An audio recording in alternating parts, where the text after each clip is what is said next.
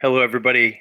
Congrats on making it this far to the second part, the second half, and it'll probably be a little bit less amount of time here, but these are hugely important life lessons that I want to show you, and these are things that are, generally speaking, that are kind of bigger or beyond college. Okay, so the one is money. All right, and this is the big picture. So I want you to know this going in. These are all things that I want you to kind of know. I want you to acknowledge. I want you to take in and kind of have these on the shelf for whenever you need them. Okay. So let's talk about money for a second. You've got essentially four big money suckers in your life. Okay. One is college. And hopefully you've attained scholarships, you've earned merit for your college, and that is going to mitigate the cost of college no matter what, no matter your scholarship, no matter your endowment, whatever, unless it's, the Gates Foundation or maybe even the Flynn or something like that, you're going to have a lot of money you're going to need a lot of money to get out of college without debt or with a little debt. The second thing is property investment, whether it's you living in an apartment or buying a house or whatever, but the money you need for property investment. The third big money sucker is kids, and then the fourth one is retirement. Okay, dealing with retirement. So we're going to talk briefly about each one of those. All right, so let's talk about the cost of college. So again, congrats if you have a scholarship. That is the first step in the right direction. Notice that your applications for scholarships don't need to stop once you're in college. You can continue to earn scholarships. You'll have opportunities available to you. You need to be active in searching those out, and you need to apply to as many as possible. Internships, great ways to defray the cost of college. Look into those if you can work and go to school at the same time. And from the same token, getting a part time job may be even more manageable than an internship, but you need to find ways as you're in college to help defray the cost, even if it's a part-time job, just to give yourself spending money. I know my parents were of the philosophy that it's our job to pay for your college, and I felt it was my job to pay for me. They were already spending a ton, even though I had a big scholarship going to UGA. I felt burdened to say, well, if I'm going to go out and spend money on frivolous stuff, well, that needs to come from me. So I worked a part time job for almost all of my college. And of course, student loans. Student loans are going to be the best loans that you get your entire life. They will have the lowest interest rates, but they're still loans. And so, you don't be shy about getting one of those Stafford loans or whatever. But just know, you're going to have to pay them back, and with a little bit of interest, maybe a 4% interest or something, but you're going to have to pay those back. Grad school is hugely, hugely expensive. Fortunately, most graduate programs offer incentives as kind of a standard practice, but grad school is definitely expensive, especially if you're going into the fields of law or the fields of medicine, obviously. So this is your goal, basically. This is the end game, that you have no debt or very limited debt when you graduate, such that you can pay it all off within 5 years. Okay. And that leads us to the next part, which is property investment. Okay. Now you can buy an apartment, and or you can pay rent, and you probably should for at least a while when you're out of college. But just understand that apartments as a long term possibility, that $1,000 or that 700 or that 1,200 or whatever it is that you're paying in rent, it's gone, right? Now, conversely, if you have a mortgage, if you have a house, you're going to pay $1,000 in your mortgage, or 1,200 in mortgage, or whatever it is, and some of that is basically like putting it into a savings account. Now we're assuming that the market doesn't completely tank irrevocably, and at if nothing else, you can get the money that you put in out of it. But some tips here. My suggestion, if you can help it, is not to buy a house until you have enough money for 20% of that mortgage cost. And the reason is that if you put down less than 20% on that mortgage, you have to pay an extra fee called private mortgage insurance. and it's the bank's extra insurance because you have so little invested in your house that to them it's easier for you to walk away and leave them with the bill. So they charge everybody who doesn't have 20% down, they charge you extra. Okay? It is not feasible for you to think, oh, well, I'll put 15% down and then I'll start paying off my mortgage and get to 20% so that in a year I won't pay PMI. It doesn't work like that. The first 10 years, even 15 years of your mortgage, and this is depressing, you're paying very, very, very little what's called principal down on your house.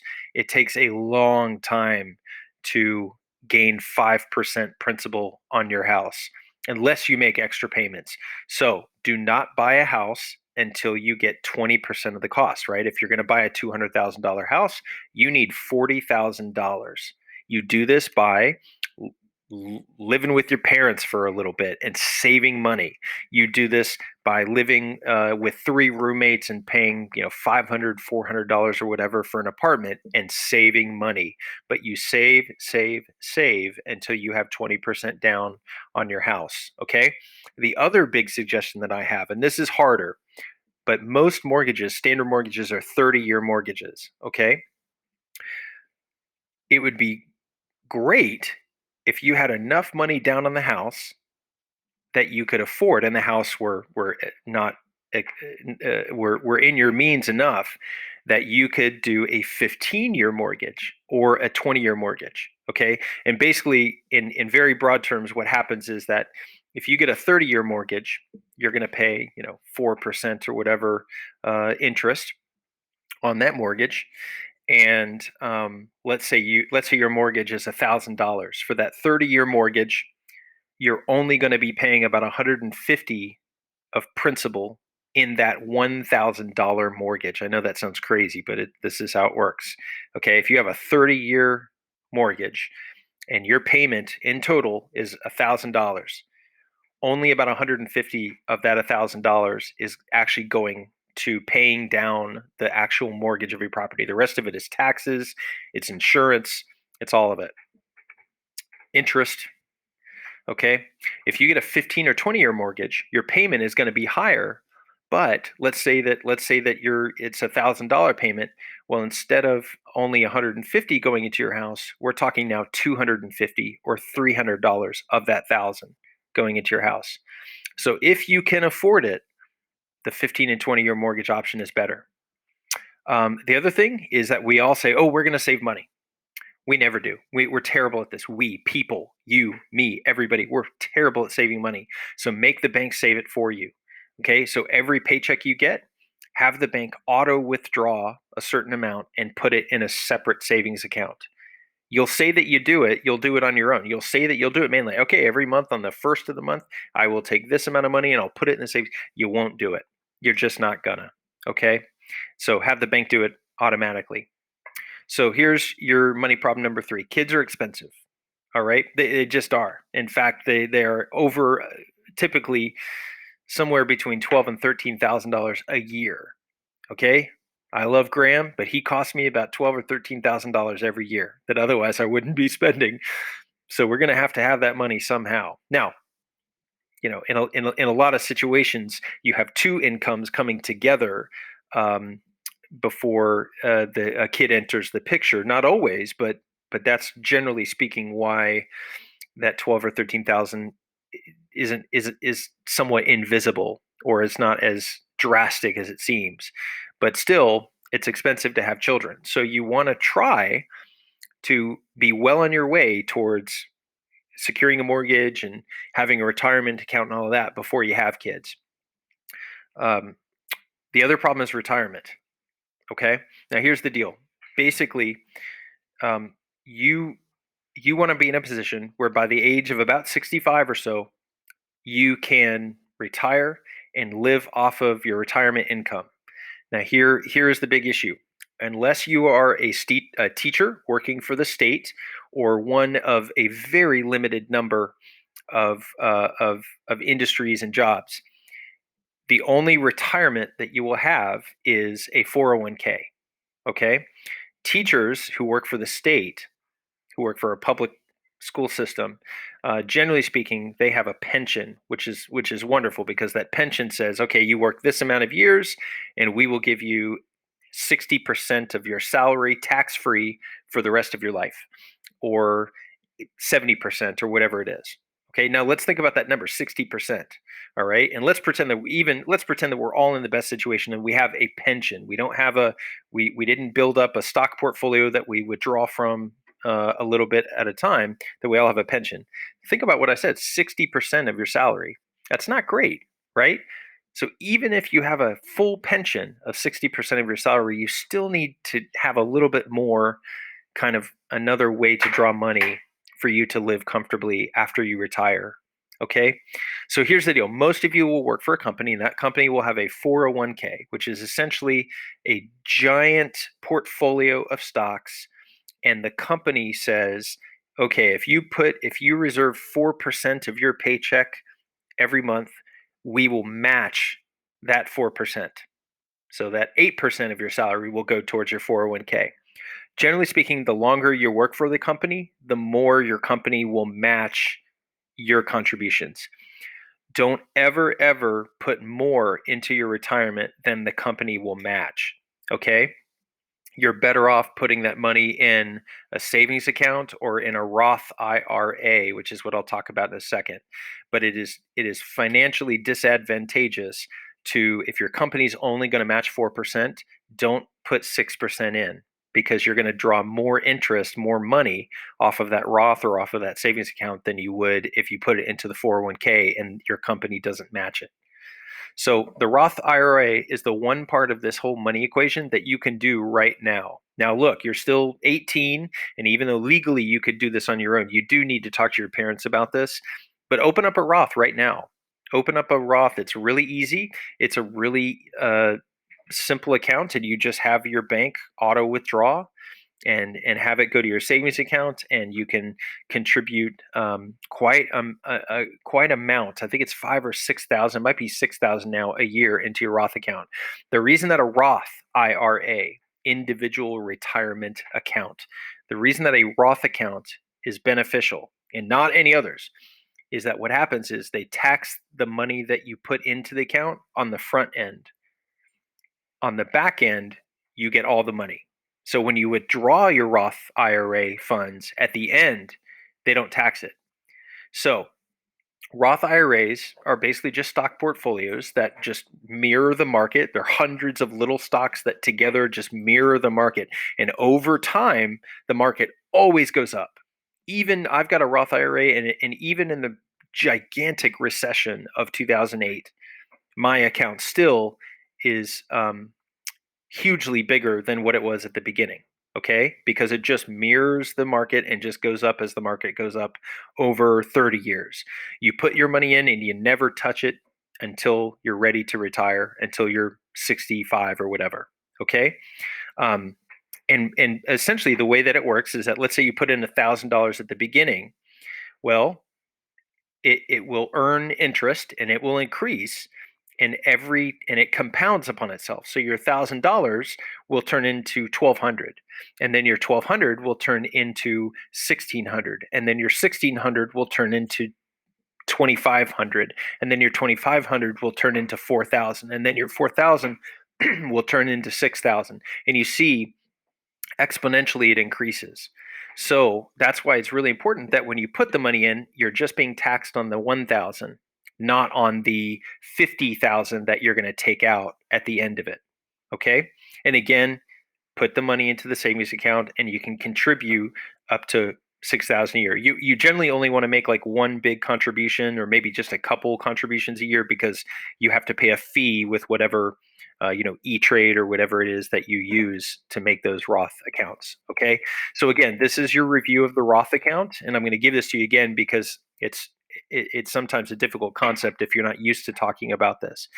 It's just a group of stocks, but they're safe. They're very, very conservative and safe, and they go up over time, and they will absolutely go up over time. There is no risk.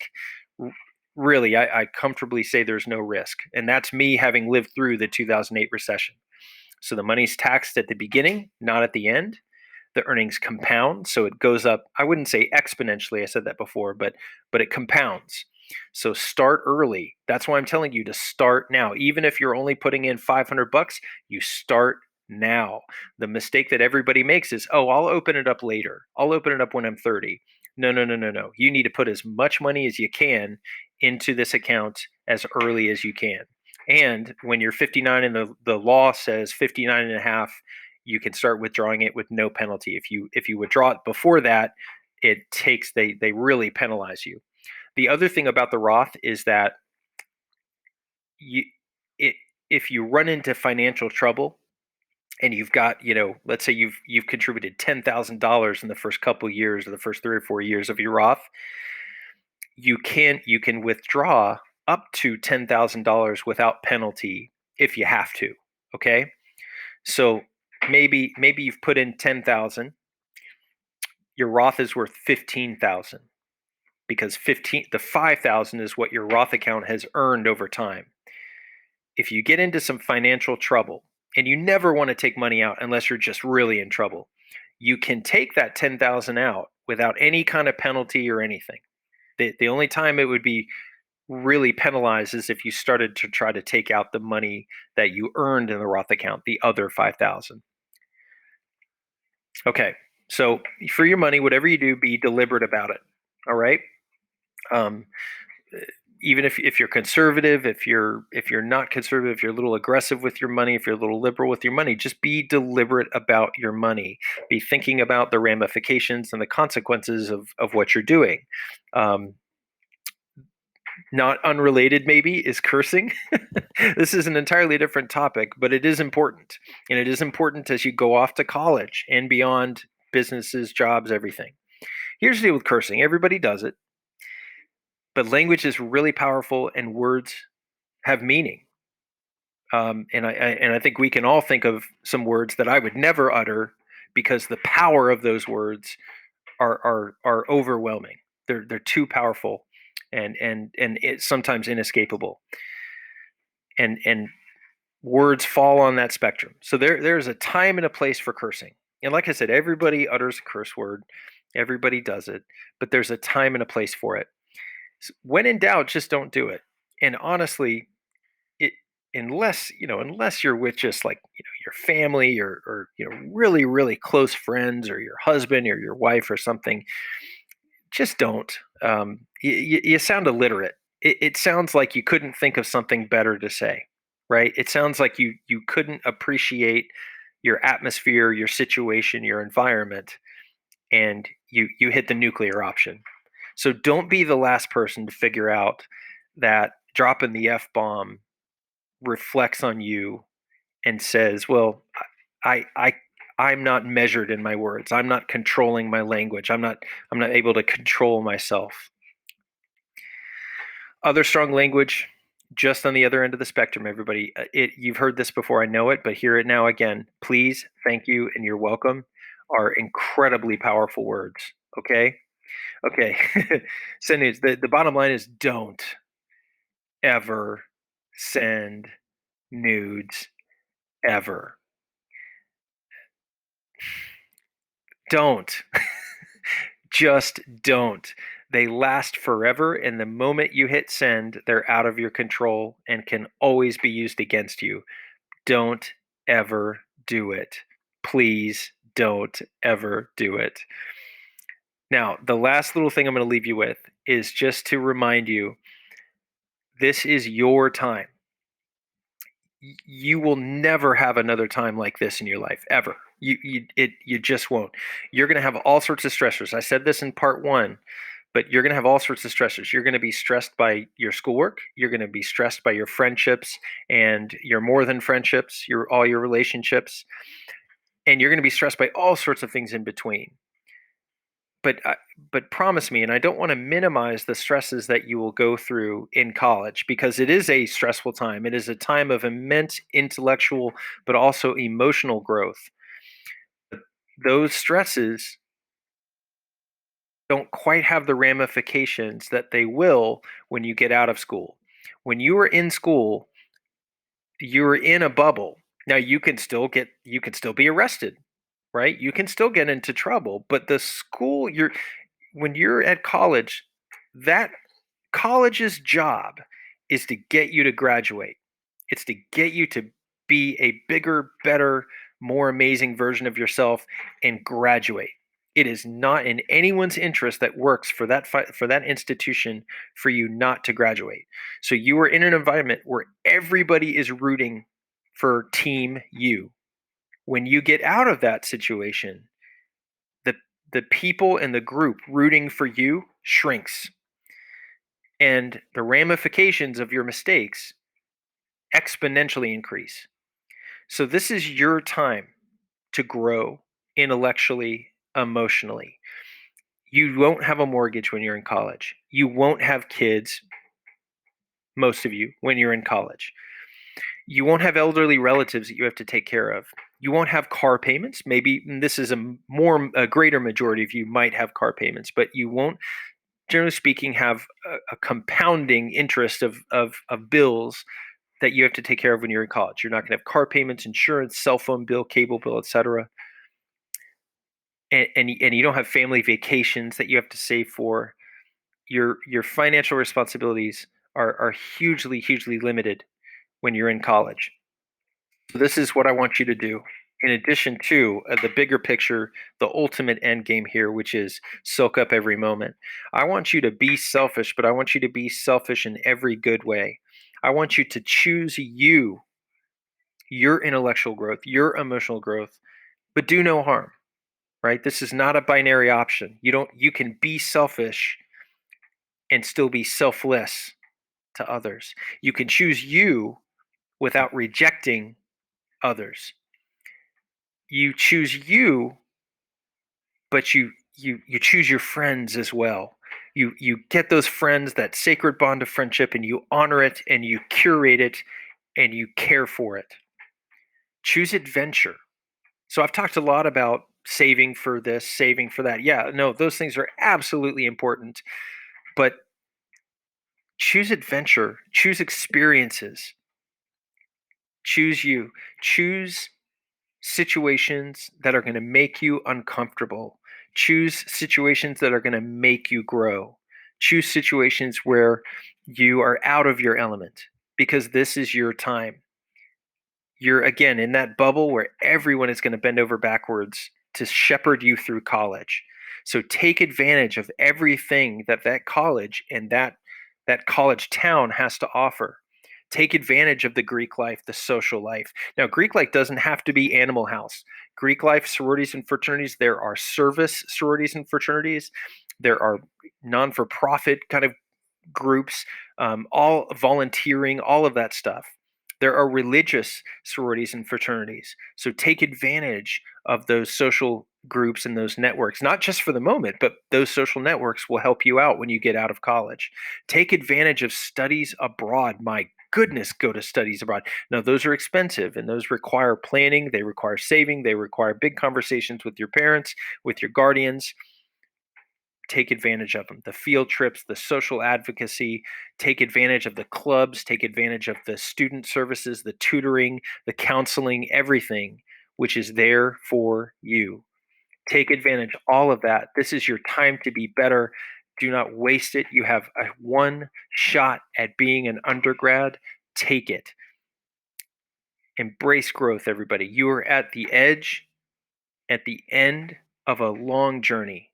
And I'm so proud of you. And you're about to take that step that you have been thinking about for many, many years. And just as there's an end, there is a beginning. And I want you to understand you need to hit that reset button. You need to embrace growth. You need to embrace the idea I don't know anything, I know nothing. It's time for me to learn.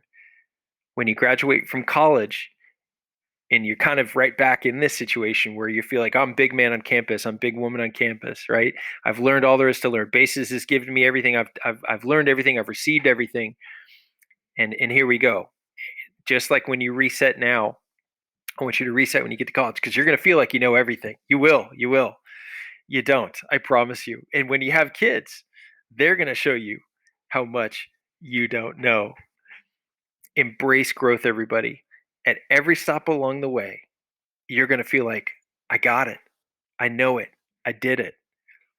And I want you to know that the most important lesson at every one of those places where you feel like you know it, you don't. And life will have a way, life finds a way of showing you that you don't. So you need to embrace that growth model, embrace that you're always learning. You're always learning how to be a better friend. You're always learning how to be a member of your family or your social group. You're always learning how to be better at being a colleague. You're always learning how to be better as a human being. And I sincerely hope that that growth mentality never ends for you. Relationships matter. You're going to study all sorts of academic content, all sorts of social and emotional content.